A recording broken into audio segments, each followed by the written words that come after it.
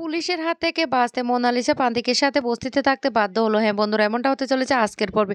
বিস্তারিত জানতে ভিডিওটিতে লাইক দিয়ে চ্যানেলটিকে সাবস্ক্রাইব করে পুরো ভিডিওটি তোমরা দেখতে থাকো। গল্পের শুরুতে আমরা দেখতে পারবো পুলিশ তদন্ত করার জন্য হাসপাতালে চলে আসে আর ঋতুজাকে জিজ্ঞাসা করে ওই দিন কি হয়েছিল। তখনই ঋতুজা মোনালিসার কথা কিছু বলতে যাবে, তখনই বিহান তার মাকে বাধা দেয় আর মাকে বলতে লাগলো, মা তুমি কি করছো। তখনই ঋতুজার মনে পড়ে যায় আর বলতে লাগলো, কম্পাস কম্পাস তো পৃথাকে কথা দিয়েছে যে সে পুলিশের হাতে লিসাকে কিছুতে তুলে দেবে না, সে আরেকটা সুযোগ দেবে না। না, আমি কি করছিলাম, আমি তো ভুল করে ফেলেছিলাম। এদিকে অখিলেশবাবু তখন বলতে লাগলো, আপনারা কি কাউকে ধরতে পেরেছেন। তখন বলতে লাগলো, না, ওই দিন যাদেরকে ভাড়া করে নিয়ে আসা ছিল তারা কিন্তু সেখান থেকে পালিয়ে গিয়েছিল, কিন্তু কে আবার এত বড় সাহস নিয়ে এখানে এসে কম্পাসকে গুলি করে দিয়েছে সেটা তো বুঝতে পারছি না। আর কম্পাস না এবার একটা অনেক বড় রিস্ক নিয়ে নিয়েছে। কম্পাস সবটা জানার পরও কেন যে এই রিস্কটা নিতে গেল।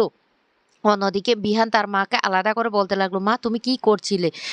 হ্যাঁ, আমিও চাই না যে মোনালিসার বাকি জীবনটা জেলে কাটুক, মোনালিসা শুধরে যাক, সেটা আমিও চাই, কিন্তু ও কম্পাসও তো কথা দিয়েছে কাকিমাকে। আর তাই বলছি মোনালিসার নাম কিছুতে বলা যাবে না, শুধু বলতে হবে আমরা সেখানে গিয়েছিলাম, সেখানে একটা দুর্ঘটনা হয়েছিল। তখন ঋতুজা বলতে লাগলো, একদম ঠিক কথা বলেছিস বিহান, কম্পাসের দেওয়া কথা আমরা কিছুতে অবাধ্য করতে পারবো না, তাই আমাদেরকে এই কথাটাই বলতে হবে, তুইও এই কথাটা বলবি।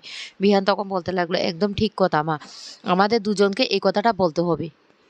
বিহান তখন বলতে লাগলো, মা আমিও চাই যে মোনালিসার শাস্তি পাক, কিন্তু মোনালিসা জেলে থাকুক সেটা আমিও চাই না, ওকে শাস্তি দিতে হবে, তবে সেই শাস্তিটা বাইরে থেকে দিতে হবে। ওকে জেলে দিলে আমার মনে হয় ও শুধরবে না, উল্টো আরও বিগড়ে যাবে। তখন ঋতুজা বলতে লাগলো, তুই একদম ঠিক কথা বলেছিস। এইদিকে বিহান পুলিশকে জিজ্ঞাসা করে অপরাধীদের কেন ওরা এখনো ধরতে পারেনি। অন্যদিকে হাসপাতালে মৃত্যুর সাথে পাঞ্জা লড়তে থাকে কম্পাসের এই অবস্থা দেখে ডাক্তাররাও ভয় পেয়ে যায়। এদিকে পুলিশরা তখন বলতে লাগলো, কি করব, আমরা তো অনেক চেষ্টা করছি কিন্তু অপরাধীরা তো পালিয়ে গেছে, কিছুতে কিছু হচ্ছে না। এদিকে অভিজ্ঞানবাবু থানাতে এসে হামলা শুরু করে, তার নাতনিকে নাকি প্রান্তিক নামের ওই ছেলেটা কিডন্যাপ করে নিয়ে গেছে ওকে অ্যারেস্ট করার জন্য। তখন সেখানে ঋতুজার অখিলেশও চলে আসে। অফিসার তখন বলতে লাগলো, শুনুন অভিজ্ঞানবাবু, আপনার যে নাতনি সে নাবালিকা না সাবালিকা। তখন বলতে লাগলো, কেন সাবালিকা। তখন বলতে লাগলো, তাহলে তো আমার মনে হয় আপনার নাতনি ইচ্ছে করে ওই ছেলেটাকে বিয়ে করেছে। অভিজ্ঞান দত্ত তখন বলতে লাগলো, শুনুন আপনি কিন্তু আমাকে এখনও চিনেন না, আমি বলছি আমার নাতনিকে ওরা জোর করে কিডন্যাপ করে নিয়ে গেছে, আপনি এক্ষুনি ওই ছেলেটাকে অ্যারেস্ট করুন আর আমার নাতনিকে উদ্ধার করুন। তখন ঋতুজা বলতে লাগলো, অভিজ্ঞান বাবু, আপনার সাথে আমার না কিছু কথা আছে, তাই আপনি একটু আলাদা করে আমার সাথে কথা বলবেন। অভিজ্ঞান দত্ত তখন বলতে লাগলো, কিসের কথা। তখনই বলতে লাগলো, ও আপনি একটু এইদিকে আসুন না, তারপর না হয় আপনাকে বলবো। এরপরে অভিজ্ঞান বাবুকে আলাদা করে ঋতুজা বলতে লাগলো, শুনুন, আপনারা যদি মনে করেন যে প্রান্তিককে এমনি এমনি ফাঁসিয়ে দেবেন তাহলে সেটা আমি কিছুতেই সহ্য করব না। ওই দিন কী ঘটেছিল সেটা আপনিও জানেন বেশ ভালো করে, আমরাও জানি। আর আপনার নাতনি মানুষ খুন করার মতো জঘন্য কাজ করতে গিয়েছিল, একজন খুনির কতটুকু শাস্তি হতে পারে সেটা আপনি বেশ ভালো করে জানেন। কারণ আপনি যেরকম একজন ব্যারিস্টার, আমিও কিন্তু আইন সম্বন্ধে অনেক কিছু জানি, সেটা আপনি নিশ্চয় বেশ ভালো করে জানেন। আর আপনার নাতনি সুপারি কিলারদের ফোন নাম্বার নিশ্চয় আপনার কাছ থেকে পেয়েছে। তখন অভিজ্ঞানবাবু রেগে বলতে লাগলো, না না, আমি এসব কিচ্ছু জানতাম না। অখিলেশবাবু তখন বলতে লাগলো, শুনুন, তাই আপনাকে বলছি পুলিশের কাছে প্রান্তিকের নামে কমপ্লেন করার আগে আপনি একবার ভেবে দেখুন আপনার নাতনিরও কী অবস্থা হতে পারে। আজকে আপনার নাতনির জন্যই কিন্তু কম্পাস মৃত্যুর সাথে পাঞ্জা লড়ছে। কম্পাসকে গুলি করার দায়ী কিন্তু আমরা কিন্তু আপনার নাতনিকে জেলে দেব। এবার কোনটা করবেন আপনি ভালো করে ভেবে দেখুন। তখন বিজ্ঞানবাবু রেগে বলতে লাগলো, ও আপনারা তার মানে আমাকে এখানে হুমকি দিচ্ছে। ঋতুজা তখন বলতে লাগলো, হুমকি দিচ্ছি না, শুধু এইটুকু জানিয়ে দিতে চাই যে আপনারা যদি প্রান্তিককে ফাঁসানোর চেষ্টা করেন তাহলে কিন্তু আমি আপনার নাতনিকে কোথায় পাঠাতে পারি সেটা বেশ ভালো করে জানেন। কম্পাসের গুলিটা কে করেছে সেটা আপনিও বেশ ভালো করে জানেন, মোনালিসাও বেশ ভালো করে জানে। আর আপনার নাতনি তো বিহানকে মিথ্যে কথা বলে আমাদের বাগান থেকে ওই সুপারি কিলার দিয়ে তুলে নিয়ে গিয়েছিল। বিহান আমাদের সবটা বলেছে। আর কম্পাসকেও মনে হয় এইভাবে তুলে নিয়ে গেছে, সেখানে একটা ডিভোর্স পেপারও পাওয়া গিয়েছে। আপনার নাতনির একটাই লক্ষ্য ছিল, হয় ওকে বিহান বিয়ে করতে হবে, না হলে সে গুলি করে সবাইকে মেরে ফেলবে। সেটা আপনি তো নিজ কানে শুনতে পেয়েছেন। এবার তার শাস্তি কতটুকু জঘন্য হতে পারে আপনি বেশ ভালো করে বুঝতে পারছেন। অভিজ্ঞানবাবু তখন রেগে বলতে লাগলো, ছাড়বো না, আমি আপনাদের কাউকে ছাড়বো না, আমি আপনাদের সবাইকে না শেষ করে দেব। তখন অখিলেশ বলতে লাগলো, শুনুন অভিজ্ঞানবাবু, রাগারাগি না করে যেটা হয়েছে সেটা শান্ত মাথায় মেনে নিন। কারণ মোনার মা আপনার পুত্রবধূ পৃথা কী বলেছে শুনতে পাননি। যেহেতু প্রান্তিকের হাতে সিঁদুর মোনার কপালে উঠে গেছে, তাই দয়া করে আপনি আর সেখানে গিয়ে কোনো সমস্যা করবে না। অভিজ্ঞানবাবু তখন বলতে লাগলো, ঋতুজাকে আমি আপনার পরিবারকে শেষ করে দেবো, ছাড়খাড় করে দেবো। আপনাদের কাউকে আমি ছাড়বো না, আমি বলে গেলাম। ঋতুজা তখন বলতে লাগলো, ঠিক আছে, আপনি যা করার ইচ্ছা আপনি করে নিন, আমিও যা করার সেটাই করে নেব। এরপর অভিজ্ঞানবাবু সেখান থেকে চলে গেলে অখিলেশ তখন বলতে লাগলো, ঋতু ও এই যে হুমকিটা দিয়েছে, আমার তো মনে হচ্ছে সামনে আমাদের আরো ভয়ানক বিপদ আসতে চলেছে।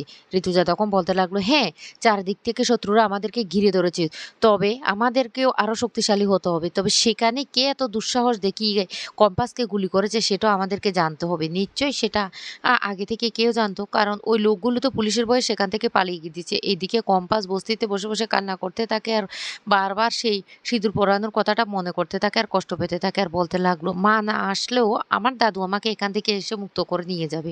আমার দাদু এখানে আসবে। এই বলে মোনালিসা দরজার কাছে ছুটে যায় আর গিয়ে দেখতেই পায় তার সেই স্বপ্নটা মিথ্যে। তার দাদু সেখানে আসেনি। তখন কান্না করতে থাকে আর বলতে লাগলো, আমি এখানে কিছুতেই থাকবো না। আমি এখান থেকে চলে যাবো। এ বিয়ে আমি মানি না। কিছুতে ওই প্রান্তিকের সাথে আমি থাকবো না। আর ওকেও আমি ছাড়বো না। আর তখনই প্রান্তিকের বোন এসে কতগুলো কাপড় নিয়ে বলতে লাগলো, শুনো, এত গরমের মধ্যে না এই ভারী কাপড় পরে থাকতে পারবে না। আমাদের এখানে না এসিও নেই। তাই বলছি এই কাপড়গুলি তোমার জন্য নিয়ে এসেছি। তখন মোনালিসা রেগে বলতে লাগলো, আমি পরবো এই কাপড়? আমি? অভিজ্ঞান দত্তের নাতনি মোনালিসা দত্ত এই কাপড় পরবে? এটা অসম্ভব। এই বলে কাপড়গুলি ছুঁড়ে ফেলে দেয়। এদিকে কম্পাসে গায়ে থেকে সে গুলিটা বের করা হয়। কিন্তু কম্পাসের তখনও জ্ঞান ফিরে আসে না। কম্পাসের অচেতন অবস্থায় পড়ে আছে। ডাক্তাররা তখন বলতে লাগলো, বুঝতে পারছি না কি হবে, মেয়েটার তো অবস্থাটা একদম খারাপের দিকে চলে যাচ্ছে। অন্যদিকে দেখা যায় বাইরে বিহান খুব কান্নাকাটি করতে থাকে। আর তখন প্রান্তিক এসে বলতে লাগলো, ও বিহান, একদম কান্নাকাটি করবে না, দেখবে কম্পাস ঠিক হয়ে যাবে, আমি বলছি। কিন্তু বিহান তারপরও বলতে লাগলো, কম্পাসের এইভাবে গুলি লেগে যাবে আমি ভাবতেও পারিনি। তখন প্রান্তিক বলতে লাগলো, সত্যি কম্পাস মেয়েটা আমাদেরকে না এতটা ভালোবাসে, আর ওর কিছু হয়ে যাক সেটা আমরা চাই না। সেই জন্য তো আমি ওদেরকে প্রোটেক্ট করতে এখানে এসেছিলাম। কিন্তু কি থেকে কি হয়ে গেল কিছুই বুঝতে পারলাম না। এইভাবে কম্পাসকে কে গুলি করলো? ও ওর ভাড়া করা গুন্ডারা তো সবাই পালিয়ে গিয়েছে। তাহলে কম্পাসকে গুলিটা করলো কে? সেটা আমি খুঁজে বের করব। তারপর দেখো ওর শাস্তির ব্যবস্থা আমি কি করে করি। বিহান তখন বলতে লাগলো, পারবে তো প্রান্তিক? প্রান্তিক তখন বলতে লাগলো, হ্যাঁ। এইদিকে রাজীবের বোন উপযুক্ত জবাব দিয়ে মোনালিসাকে বুঝিয়ে দেয় যে তাকে এখানেই থাকতে হবে। তার দাদু কিছুতেই এখানে আসবে না। আর সে যে জঘন্য অপরাধ করেছে, মানুষ খুন করতে গিয়েছিল, সেটাও বুঝিয়ে দেয়। তখনই মোনালিসা কান্না করে বলতে লাগলো, কি বলছো তুমি? কি বলছো? তখন বলতে লাগলো, হ্যাঁ, তোমার দাদু যদি তোমাকে এখান থেকে ছাড়িয়ে নেওয়ার হতো না, অনেক আগে এসে নিয়ে যেত। তুমি কার হাতে পড়েছো তুমি জানো না। আর তখন মোনালিসা বলতে লাগলো, কার হাতে মানে? কি বলতে চাইছো? তখন বলতে লাগলো, তোমার স্বামী ওই যে প্রান্তিক, সে তোমাকে কিছুতেই ছাড়বে না। দেখো সে তোমাকে উপযুক্ত শাস্তি দিয়েই ছাড়বে। তুমি যে অপরাধটা করেছো, এইভাবে তুমি একজনকে মেরে ফেলার চেষ্টা করছো, তুমি তো খুনি। অন্যদিকে প্রান্তিক তখন বলতে লাগলো, আর কেউ শাস্তি দিক না দিক, আমি মোনালিসাকে শাস্তি দেবো, কারণ এই কাজটা আমাকে করতে হবে। ওর দাদুর প্রশ্রয়ে এতটা বিগড়ে গিয়েছে যে কোনটা ভুল কোনটা সঠিক সে সেটাই বুঝতে পারে না। সে সবকিছু খেলার পুতুল ভেবে থাকে। আজকে ওর জন্য কম্পাসের এই অবস্থা। আমি তো ওকে কিছুতেই ছাড়বো না। ওকে আমি শাস্তি দেবই। তো বন্ধুরা, কেমন লাগলো আজকের পর্বটি অবশ্যই কমেন্ট করে জানাবে।